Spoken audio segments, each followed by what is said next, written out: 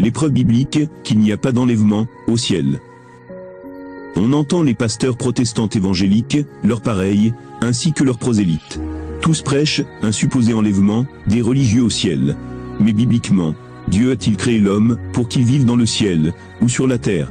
C'est ce que nous allons examiner, à la lumière des Écritures. À Bereshit, c'est-à-dire dès le commencement du monde. On voit tout de suite la volonté parfaite de Dieu à ce sujet. Lorsque Dieu créa l'homme, il ne lui créa pas avec l'air du ciel. Les éléments qui composent le corps de l'homme, Dieu ne les a pas créés avec de la brume des nuages, mais avec la glaie du sol.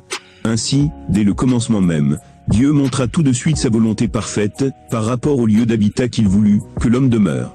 Tout au ciel est esprit, non seulement Dieu lui-même, mais aussi tous les habitants de ces cieux saints, c'est-à-dire les archanges, les anges de Dieu, les séraphins et les chérubins, tout dans le ciel et les cieux des cieux, et spirituels, même tous ceux qui y habitent.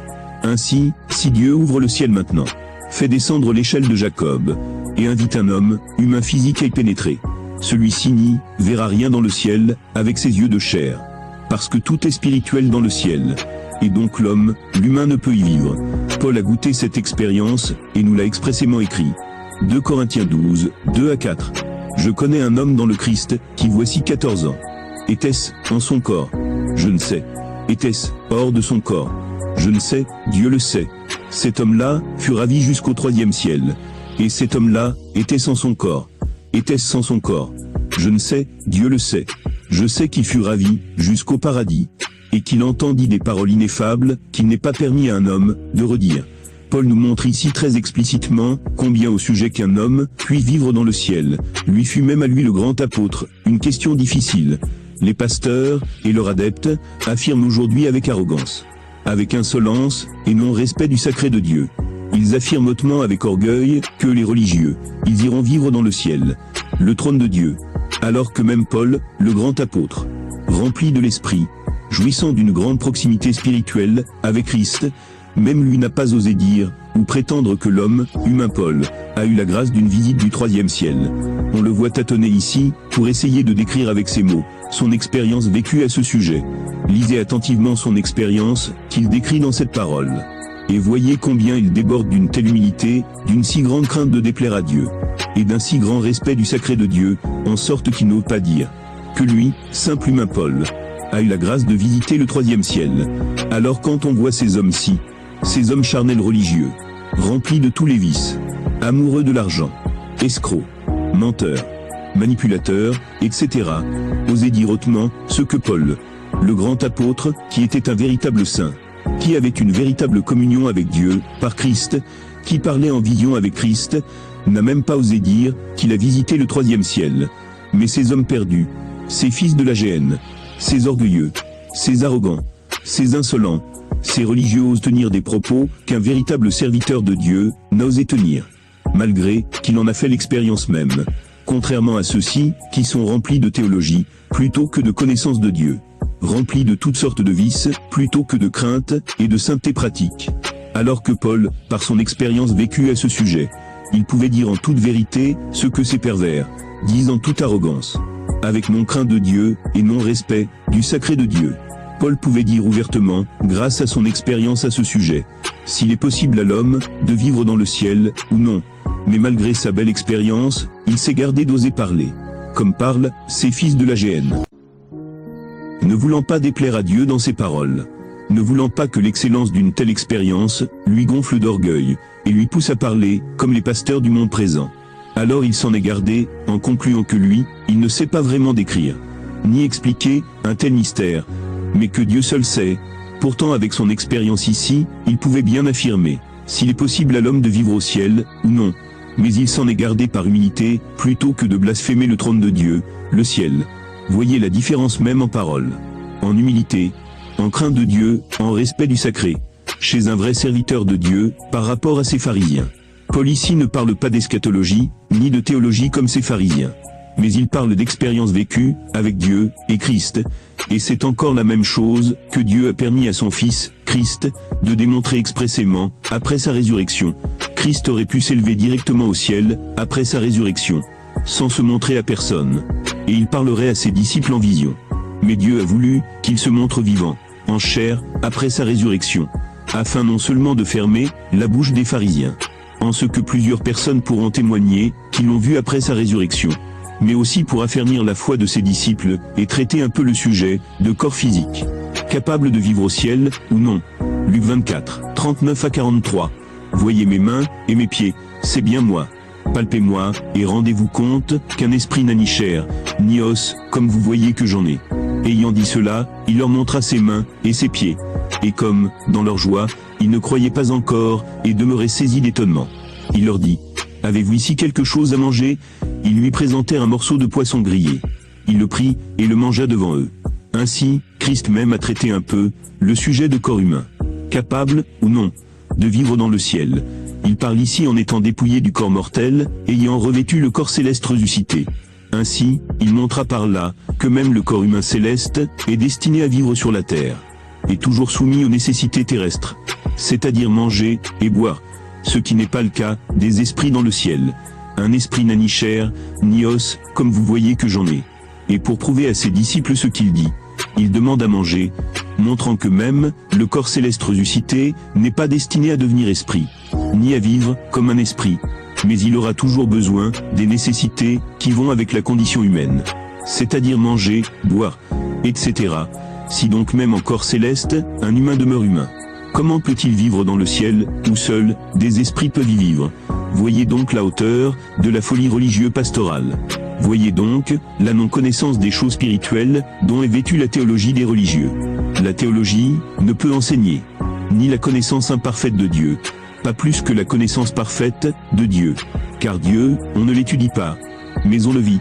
Alors ces pharisiens, qui ne cherchent jamais la vérité, mais toujours que des occasions de trouver en défaut les saints, surtout ceux-ci, ils se serviront de ce verset pour essayer de renverser la vérité, comme toujours. Matthieu 22, 30. À la résurrection, en effet, on ne prend ni femme, ni mari, mais on est comme des anges, dans le ciel. Après écouter tout ceci, voici le verset qu'ils auraient pris à coup sûr, pour ne pas accepter qu'ils enseignent le mensonge à leurs adeptes. Et un religieux serait de toute évidence venu mettre ce verset en commentaire sous cette vidéo, pour combattre la vérité, si nous ne l'avons sorti ici, pour trancher d'avance leur langue perverse d'apostat, s'appuyant sur le fait que Christ a dit, à la résurrection, on est comme des anges de Dieu, dans le ciel. Ils ne voient jamais plus loin que leur dogme, jamais plus loin que leur théologie. En effet, la théologie c'est du charnel.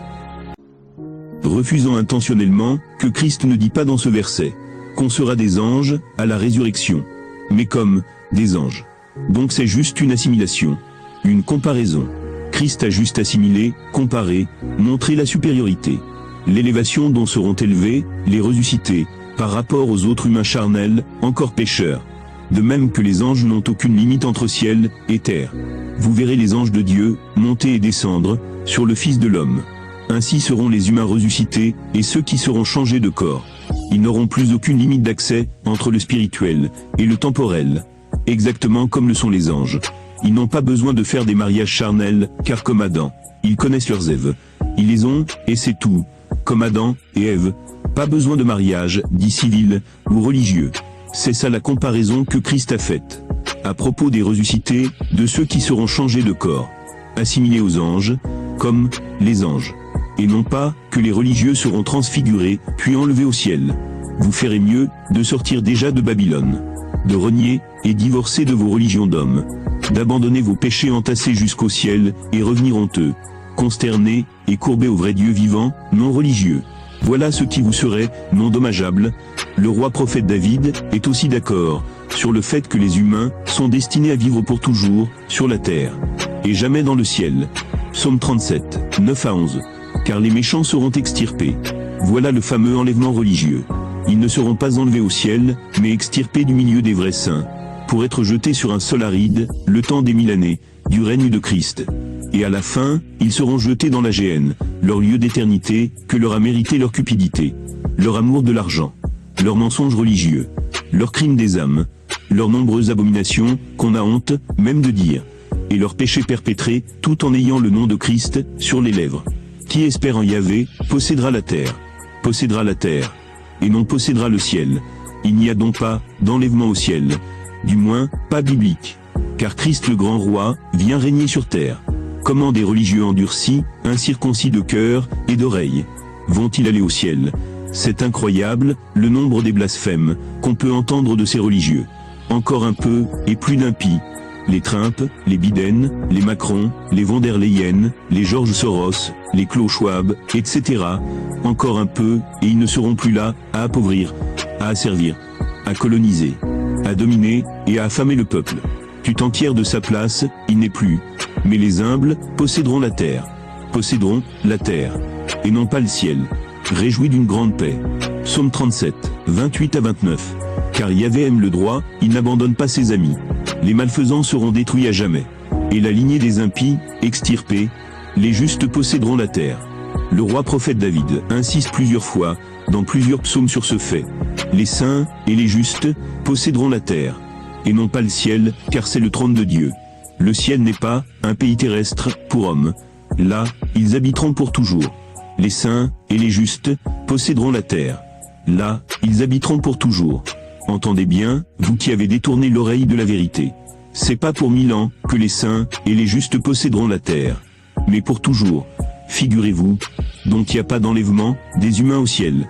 Vos guides religieux, les pasteurs vous ont trompé pour se paître même sur vous, pour s'enrichir sur vous, en vous prêchant les convoitises de vos cœurs incirconcis, en vous enseignant des fables et le mensonge dont vos oreilles sont toujours avides d'entendre.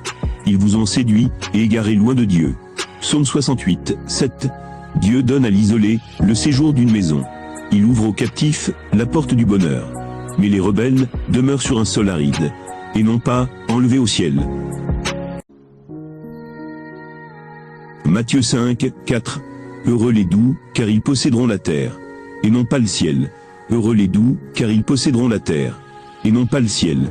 Amen à la vérité de la parole de Dieu, anti-religieuse. Et voici le verset sur lequel les religieux catholiques et protestants évangéliques, etc., ont fait naître leur mensonge de l'enlèvement d'êtres humains au ciel. 1 Thessaloniciens 4, 16 à 17. Car lui-même le Seigneur, au signal donné par la voix de l'archange, et la trompette de Dieu, descendra du ciel. Et les morts qui sont dans le Christ ressusciteront en premier lieu. Après quoi, nous les vivants qui serons encore là, nous serons réunis à eux, et emportés sur des nuées, pour rencontrer le Seigneur, dans les airs. Ainsi, nous serons avec le Seigneur, toujours. L'épouse a plusieurs fois, et dans plusieurs vidéos, révélé l'exacte explication de ce verset. Mais les gens aiment tellement les fables, et les dogmes religieux, plutôt que la vraie vérité. Comme le dit le disciple Étienne. Homme incirconcis de cœur, et d'oreille. Toujours vous vous opposez à l'Esprit Saint. Déjà ce verset ne dit, nulle part, qu'il y a un enlèvement, au ciel. Il ne mentionne aucun enlèvement, au ciel. Si vous voulez vraiment comprendre le sens exact de ce verset, de la manière exacte temporelle dont s'accomplira cette parole, alors, retournez dans l'Ancien Testament et lisez les Écritures suivantes. Dieu a dit ceci au prophète Jérémie. Jérémie 32, 37 à 38. Moi Yahvé, je vais les rassembler de tous les pays où je les ai chassés dans ma colère, ma fureur et ma grande indignation. En ce lieu, je les ramènerai et les ferai demeurer en sécurité.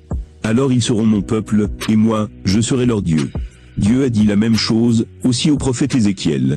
Ézéchiel 11, 16 à 18. C'est pourquoi, dit, ainsi parle le Seigneur Yahvé. Oui, je les ai éloignés parmi les nations. Je les ai dispersés dans les pays étrangers. Et j'ai été pour eux un sanctuaire, quelque temps, dans le pays où ils sont venus. C'est pourquoi, dit, ainsi parle le Seigneur Yahvé. Je vous rassemblerai du milieu des peuples, je vous réunirai de tous les pays, où vous avez été dispersés. Et je vous donnerai la terre d'Israël. Ils y viendront, et en extirperont toutes les horreurs, et les abominations. C'est-à-dire tout le siège de l'ordre mondial, établi en Israël. Tous ces faux juifs modernes, qui occupent actuellement, la terre d'Israël. Et qui ne sont pas les vrais juifs. Toutes leurs alliances avec Ismaël, c'est-à-dire les accords, les fiançailles que ces faux juifs nazis, ont contractées avec les islamistes, pour souiller la terre sainte de Dieu. Voilà toutes les horreurs, et les abominations, qui seront extirpées. Quand le seul vrai Dieu Yahvé ramènera son vrai peuple. Les vrais juifs antiques, circoncis non plus que dans la chair, mais de cœur. Et les gentils convertis au Seigneur, devenant ainsi aussi vrais juifs de Dieu. Qui ne sont pas aujourd'hui en Israël, mais qu'il avait dispersés parmi toutes les nations. Ézéchiel 36, 23 à 28. Je sanctifierai mon grand nom, qui a été profané parmi les nations, au milieu desquelles vous l'avez profané. Et les nations sauront que je suis Yahvé. Oracle du Seigneur Yahvé, quand je ferai éclater ma sainteté, à votre sujet, sous leurs yeux. Alors je vous prendrai parmi les nations, je vous rassemblerai de tous les pays étrangers. Et je vous ramènerai vers votre sol. Voilà l'accomplissement de 1 Thessaloniciens 4, 16 à 17, dont a parlé Paul. Ce n'est pas un enlèvement au ciel, mais un déplacement pour ramener tous les vrais juifs antiques de sang, et non juifs convertis, en Israël. Et c'est d'ailleurs pratiquement la seule prophétie de l'Ancien Testament, qui n'est pas encore accomplie. Voilà le grand événement tant attendu, que les religieux blasphèment le trône de Dieu, en disant qu'ils seront enlevés au ciel. En soi, le Nouveau Testament était caché dans l'Ancien Testament, et l'Ancien Testament est révélé dans le Nouveau Testament. Ainsi, 1 Thessaloniciens 4, 16 à 17, sera tout simplement l'accomplissement de Jérémie 32, 37 à 38, Ézéchiel 11, 16 à 18, Ézéchiel 36, 23 à 28, déjà annoncé dans l'Ancien Testament. Comprenez donc qu'il ne s'agit pas d'un prétendu enlèvement au ciel. Il n'y a pas, et n'y aura jamais d'enlèvement au ciel, mais un déplacement de tous les saints apocalyptiques, donc d'aujourd'hui, de tous les sanctifiés, de tous les vrais convertis, et ils seront amenés en Israël, et à Jérusalem, la ville de Christ, le grand roi, où sera le siège de la royauté mondiale, de Christ en son couple divin, et ses élus. Matthieu 5, 34 à 35. Eh bien, moi je vous dis, de ne pas jurer du tout, ni par le ciel, car c'est le trône de Dieu, et non pas un pays, pour que les êtres humains vont vivre dedans, ni par la terre, car c'est l'escabeau de ses pieds, ni par Jérusalem, car c'est la ville du grand roi, donc Christ. Lorsque Christ dit, à la résurrection, en effet, on ne prend ni femme, ni mari, il n'exprime pas dans cette parole qu'à la résurrection, il n'y aura plus de couple, ni de famille, ni de femmes qui tomberont encore enceintes, et donc plus d'enfants non plus, car étant devenus des anges, non, bien que c'est comme ça que les religieux comprennent religieusement cette parole. Ce qui sort complètement du contexte dont parle Christ, car après sa résurrection, Christ a expressément montré ce que l'on devient à la résurrection. Mais puisque vous aimez mieux croire aux conceptions pastorales des Écritures, plutôt qu'aux révélations de l'épouse, dans ce cas, dites-moi, lorsque Christ est ressuscité, en quoi était-il physiquement un ange? Ou comme un ange? Allons, religieux, un peu de bon sens spirituel ne vous fera aucun mal dans votre charnel. Il est le premier-né d'entre les morts, c'est-à-dire le premier à ressusciter immortel, car il fallait qu'il obtînt en tout la primauté. Lorsque Christ est ressuscité, lui le premier-né d'entre les morts, quelle différence avait-il à sa résurrection d'avant sa mort? La différence était que, avant sa résurrection, il faisait certes des miracles. Il accomplissait certes des prodiges grandioses. Mais on ne l'a jamais vu disparaître à Nazareth et apparaître en Galilée. On ne l'a jamais vu passer au travers un mur, comme si le mur était inexistant, et apparaître dans une maison tel un esprit. On l'a jamais vu avec des traits plus fins, plus perfectionnés, plus parfaits, que tous les autres humains. Au contraire, le prophète Isaïe dit de lui, Isaïe 53, 2, comme un surgeon, il a grandi devant Dieu, comme une racine en terre aride, sans beauté, ni éclat, pour attirer nos regards, et sans apparence, qui nous eût séduit. Vous voyez ainsi combien le Jésus, que la papauté, a fait croire au monde entier, n'est pas le vrai Jésus, tel qu'il était dans sa chair, au temps jadis. Ce verset nous montre clairement combien le Jésus aux yeux bleus, aux cheveux tout lisses et efféminés, n'est pas le vrai Jésus biblique, fils du Dieu vivant, tel qu'il était dans sa chair. Car le vrai Jésus du temps de sa chair n'était pas un bel homme, catholiquement façonné, car il n'avait aucune beauté physique. Il n'avait pas des beaux yeux bleus, car il était sans éclat pour attirer nos regards. Il n'avait pas des longs cheveux efféminés, soyeux et tout lisses, mais des cheveux crépus, donc des cheveux de laine, car il était sans apparence qui nous eût séduit. Faut-il que la parole continue-t-elle de vous confondre? Infâme menteur. La parole dit la vérité, et vous prêchez. Vous enseignez le mensonge, trompant le monde entier. Mais vous ne tromperez plus personne, car le règne du mensonge est à son terme. Voilà comment les religions se sont façonnées un beau Jésus, autant physiquement que spirituellement, un Jésus d'argent, de gloire du monde, de richesse, etc. C'est ainsi qu'ils ont égaré la masse. 2 Corinthiens 11, 3. Mais j'ai bien peur qu'à l'exemple de Ève, que le serpent a dupé par son astuce, vos pensées ne se corrompent en s'écartant de la simplicité envers le Christ. En s'écartant de la simplicité envers le Christ. De la simplicité, et non pas la complexité. Les religions, les pasteurs, se sont écartés de la simplicité de Christ, et se sont fabriqués un Jésus compliqué à leur goût, Un Jésus qui n'est plus saint, mais qui est tolérant, avec leur cupidité. Un Jésus qui est d'accord, avec toutes leurs abominations, ecclésiastiques. Un Jésus amoureux de l'argent, et de la gloire des hommes. Un Jésus escroc, qui estorque le peuple. Un Jésus franc-maçon. Un Jésus qui fait des soi-disant miracles, par des pouvoirs occultes. Et les attribue, à l'Esprit Saint. Un Jésus qui est amour, envers le péché. Voilà comment, l'Écriture est vraie, à l'égard des religions. À l'égard des pasteurs. Ils se sont écartés, de la simplicité, du vrai Christ. Et se sont fabriqués, un Jésus compliqué, au goût de leur penchant, et convoitise. Que les apôtres n'ont pas prêché. Et complètement, non biblique. Non qu'il y en ait deux. Il y a seulement des gens, des pasteurs pharisiens, en train de jeter le trouble, parmi vous. Et qui veulent bouleverser, l'évangile du Christ. Eh bien, si nous-mêmes, les vrais saints, les vrais disciples, non catholiques, non protestants, mais sans religion aucune. Si un ange venu du ciel, vous annonçait un évangile différent, de celui que nous avons prêché, qu'il soit anathème. Si même un prétendu ange, vient nous prêcher, un soi-disant Jésus-Dieu, un Jésus de prospérité, qu'on lui refuse, notre foi, bien que c'est là le Jésus, qui est prêché, et cru, dans les dénominations religieuses. Nous l'avons déjà dit, et aujourd'hui je le répète.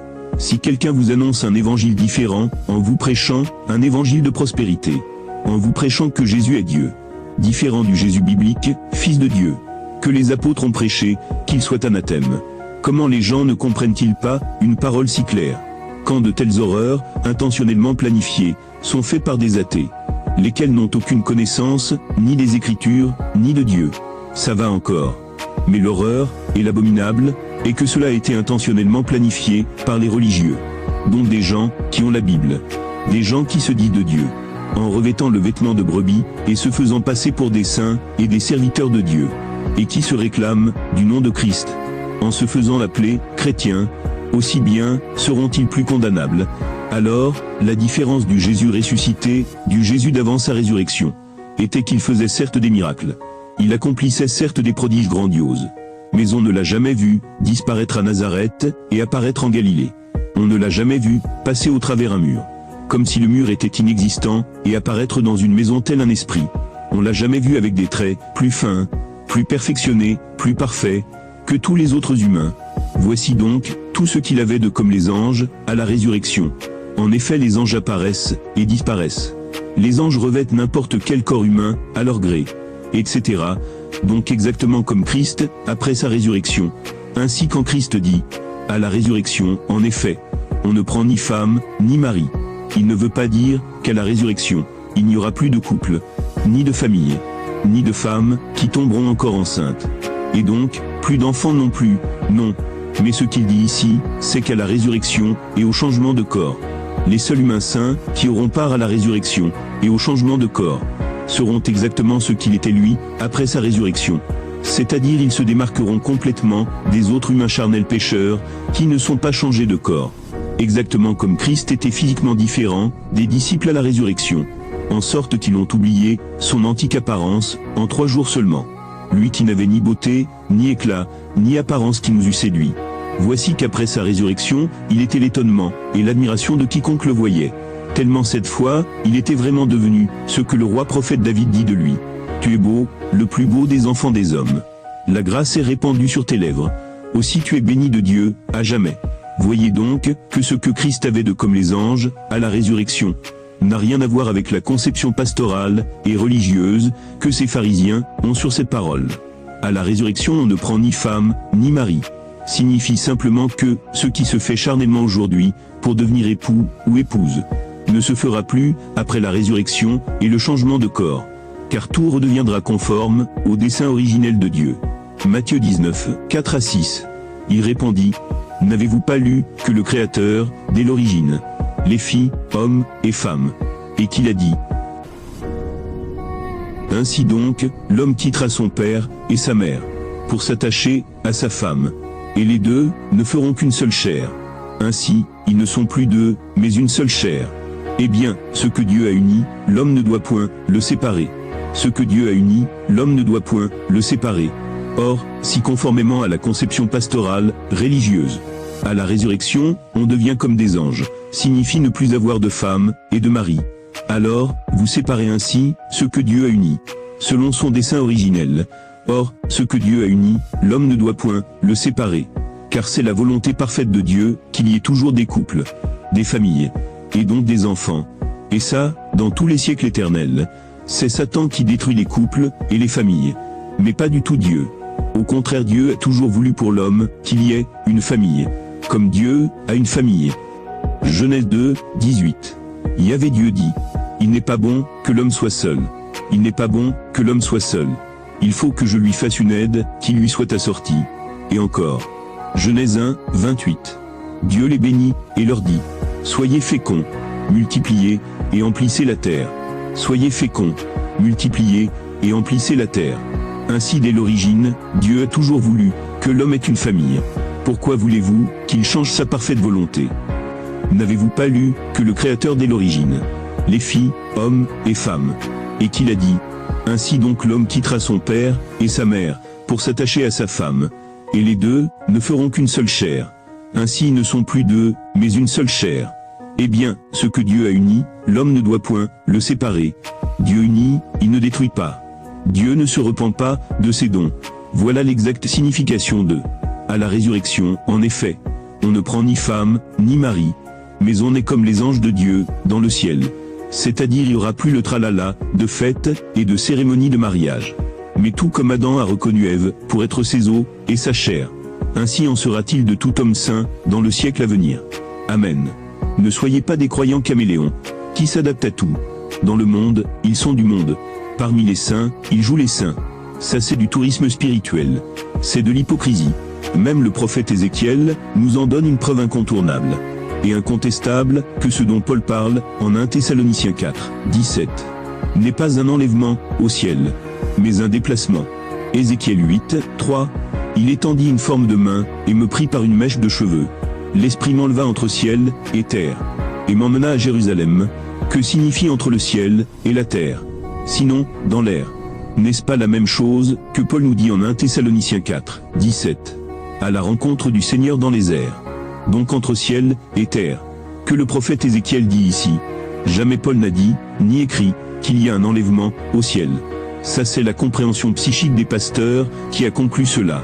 Lorsqu'Ézéchiel a été enlevé, entre ciel et terre. Est-ce que c'était pour aller au ciel? Non. Il dit, l'Esprit m'enleva entre ciel et terre. Donc dans les airs. Et m'emmena à Jérusalem. C'est ce que nous expliquons concernant l'événement tant attendu.